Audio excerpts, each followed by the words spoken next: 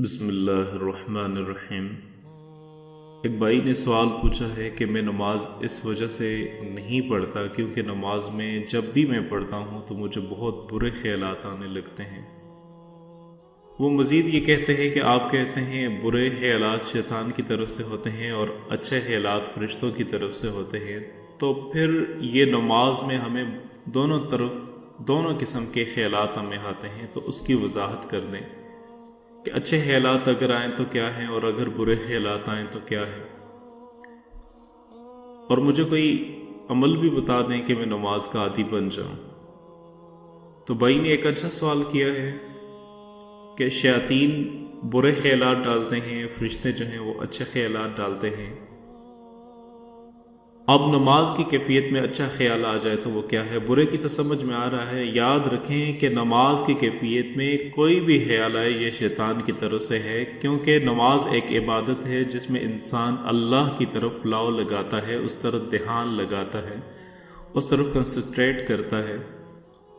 جب کتاب قرآن کا حصہ جو انسان پڑھتا ہے اس پر غور کرتا ہے، اپنے رب کی حمد کرتا ہے، ثنا کرتا ہے اور اس کے سامنے عاجزی ڈالتا ہے، لہٰذا اگر نماز میں اچھے اور برے خیالات آ رہے ہیں تو یہ فرشتوں کی طرف سے اچھے خیالات نہیں ہیں۔ اللہ کے رسول صلی اللہ علیہ وسلم فرماتے ہیں کہ جب انسان نماز کے لیے جاتا ہے تو شیطان ایسے کام یاد دلاتا ہے جو بہت دنوں سے بھولا ہوا تھا، اور یہ آپ غور بھی کر سکتے ہیں کہ نماز کے لیے آپ گئے تو سب سے پہلے آپ نماز کے لیے وضو کر کے جب کھڑے ہوتے ہیں، جب آپ اللہ اکبر کر کے ہاتھ باندھ لیتے ہیں تو اسی وقت کوئی نہ کوئی ایسے کام یاد آ جاتے ہیں جو 2-3 مہینے سے پینڈنگ میں ہیں، اور پھر پوری نماز پریشان تو یہ شیطان کی طرف سے ہے تاکہ اس کو نماز سے دور کر دے۔ تو یاد رکھیں اگر خیالات آنے کی وجہ سے آپ نماز چھوڑ رہے ہیں تو ہرگز نماز نہ چھوڑیں۔ نماز یاد رکھیں خیالات آنے کی چیز ہے ہی نہیں۔ اگر امام پڑھ رہا ہے تو آپ غور سے سنیے، اگر وہ خاموش ہیں تو آپ اپنا پڑھیے۔ لہٰذا نماز میں اگر کسی کو اچھے خیالات آ رہے ہیں تو فرشتے اچھے خیالات نہیں لاتے۔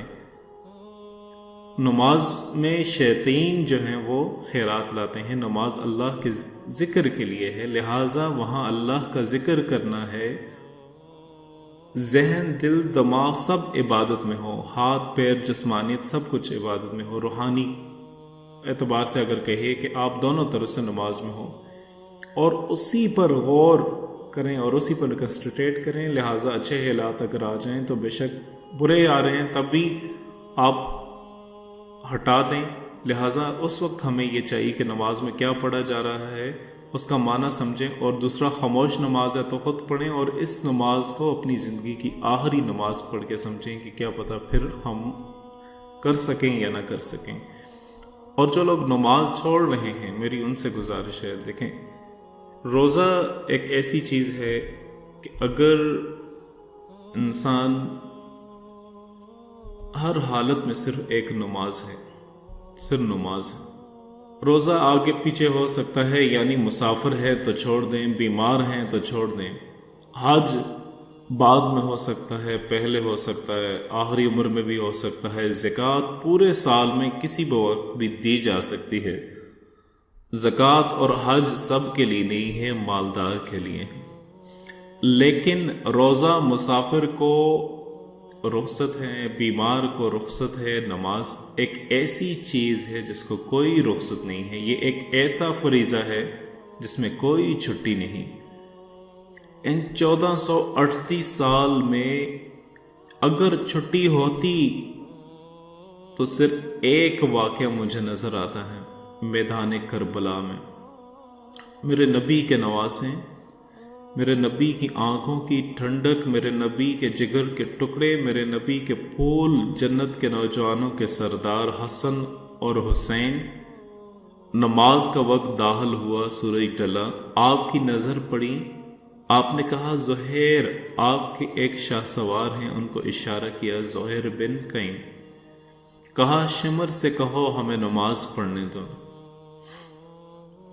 نماز پڑھنے دو۔ اب ان کو اب نماز کی ایسے وقت میں کیا ضرورت ہے؟ موت سر پہ کھڑی ہے۔